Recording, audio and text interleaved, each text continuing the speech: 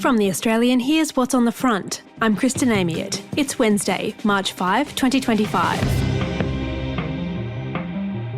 Prime Minister Anthony Albanese says he's open to sending Australian troops to Ukraine to keep the peace.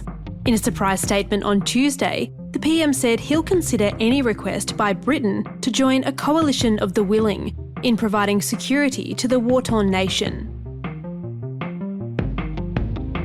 The coalition has pledged to overhaul Indigenous heritage laws if it wins government at the next election, after an Indigenous group who sunk a New South Wales coal mine were revealed as one of the most litigious groups operating within the current system.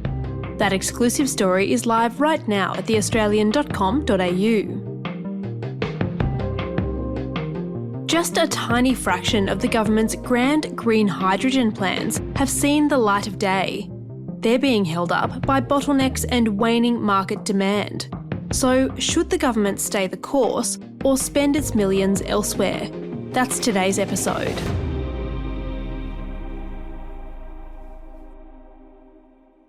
A couple of years ago, Fortescue mining magnate Andrew Twiggy Forrest gave Elon Musk a very public dressing down at a conference in Morocco. I'm saying anyone, including Elon, who says hydrogen hasn't got a massive future, are muppets. Twiggy was a ways into his big pivot to something called green hydrogen at that point, and he was in town to spruik Fortescue's new hydrogen hub. Green hydrogen is made by splitting oxygen into its component atoms using renewable technologies, and it can be used to power everything from vehicles to generating electricity and manufacturing.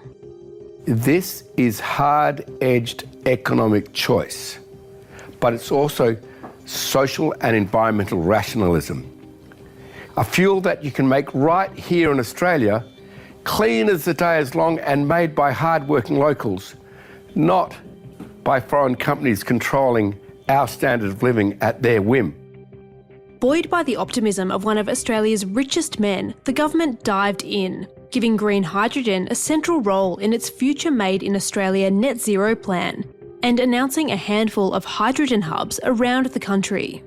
Because what potentially we have here with the hydrogen industry is some $50 billion potential of benefit to our national economy, driving our GDP, driving our economy into the future.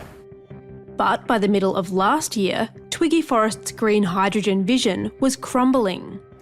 The most celebrated advocate for the Albanese government's green hydrogen plan forced to slam on the brakes and back off a prized target.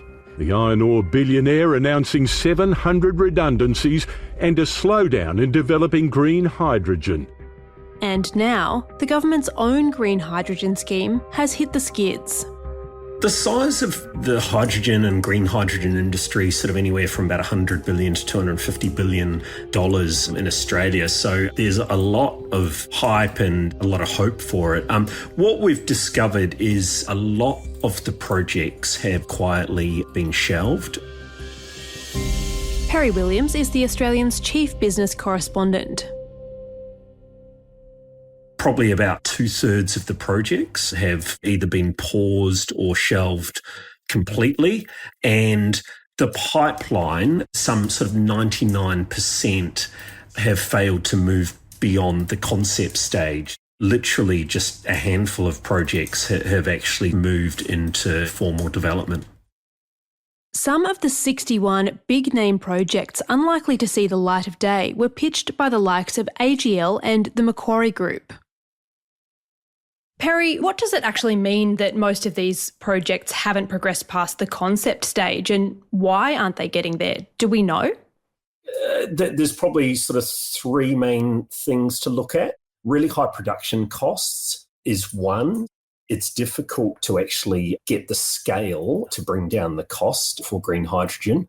There's some infrastructure sort of bottlenecks or sort of hurdles, which are often sort of the bane of big resources projects in Australia. And perhaps one that's been overlooked is the buyers of this hydrogen. So we're typically looking at Asian nations as the buyers. There just hasn't really been the demand that you'd expect. Those three things all combined have just made it a really tough sell. The government's prized green hydrogen projects have been dropping like flies.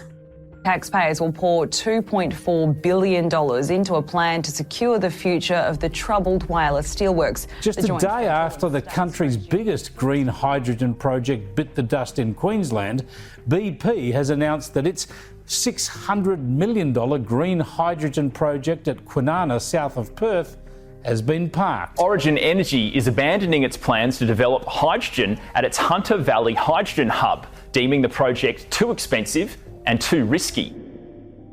So where does that leave Labor's promised hydrogen economy and export sector? Yeah, look, it's important to say that all is not lost. Without overcomplicating things, there's three forms of hydrogen in which you might build a big industry. We're focusing in this story on moving sort of hydrogen to buyers in Asia, other ways of doing it as a feedstock in ammonia, which still has some potential. And perhaps the other really big hope, which has become quite a big focus recently, is the likes of green steel. Again, sounds great. The actual market for that is quite small at the moment, and we speak to Alan Finkel in this story, obviously the former chief scientist, and he says the other issue is whether buyers are prepared to pay more for green steel because it's going to be tough for it to match the cheaper generation of coal and iron ore. It's definitely a big focus for a lot of the big miners at the moment, but again, it's still got a little way to go. Do we know how much this has cost taxpayers to date, and does it line up with the government's calculations?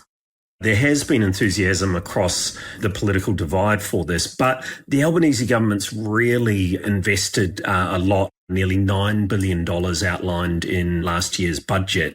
And the really critical thing is that green hydrogen is one of their main hopes for hitting net zero targets.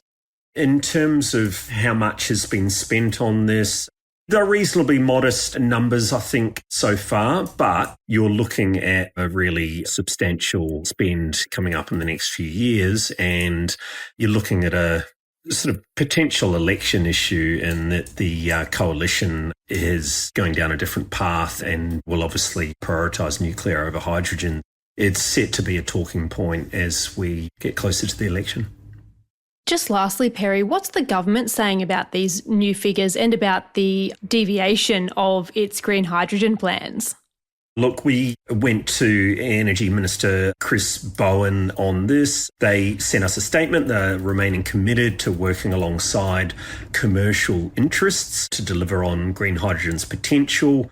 Probably the other thing from their side is that the incentives and subsidies that they outlined in the budget are set to start from 27-28. So I guess they would say, look, there may be some teething issues at the moment, but long term there could still be a viable industry here.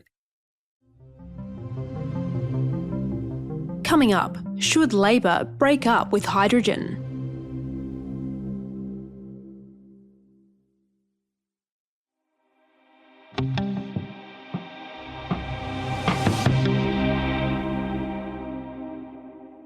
Last year, opposition leader Peter Dutton unveiled a radical new plan to establish nuclear reactors at 7 locations around Australia if the Liberals win the next election. No other country in the world can keep the lights on 24/7 with the renewables-only policy. We need to make sure that hospitals can stay on 24/7. We need to make sure that cold rooms can stay on 24/7. We need to make sure that our economy can function 24/7, and we can only do that with a strong baseload power. When the price tag of the nuclear plan was finally revealed in December, Peter Dutton said it would cost taxpayers $264 billion less to reach our 2050 net zero target than Labor's renewables-only energy plan. The Prime Minister says that's hogwash. It is bizarre that you're looking at the most expensive form of new energy.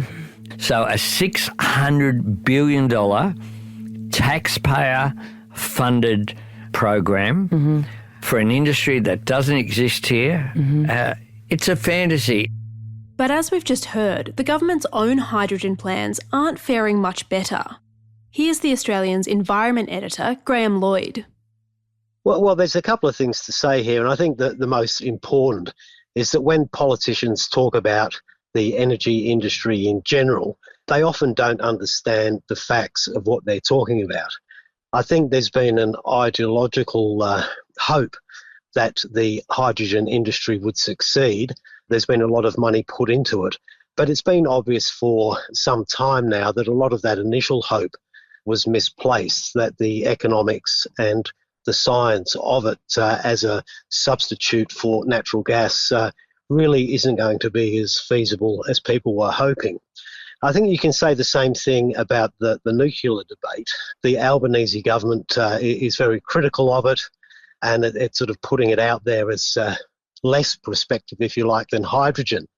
But the difference is that the nuclear industry is a mature industry that's well established in many parts of the world.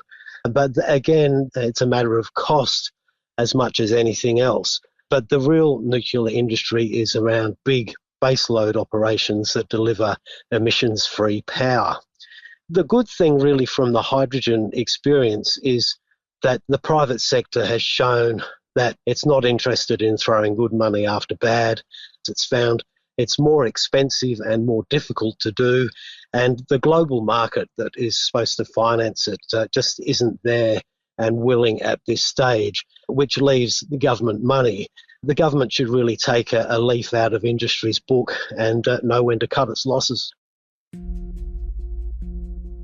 With the cost of living top of mind for most Australian voters as we head into an election, the question is, should we expect them to know or care about the difference? Well, I think it's a big ask to expect ordinary voters to really understand the complexities of the energy market and what the supplies of cheap energy actually mean for the cost of living. This is an issue that responsible governments have to manage, and the best thing they can do is manage it in such a way that it's not in the headlines. And the starting point for that is to do a proper cost-benefit analysis of what you get out of the public funds that are applied, take a lead from the private sector in pursuing things that are worthwhile, and don't distort the market with unreasonable rules and regulations.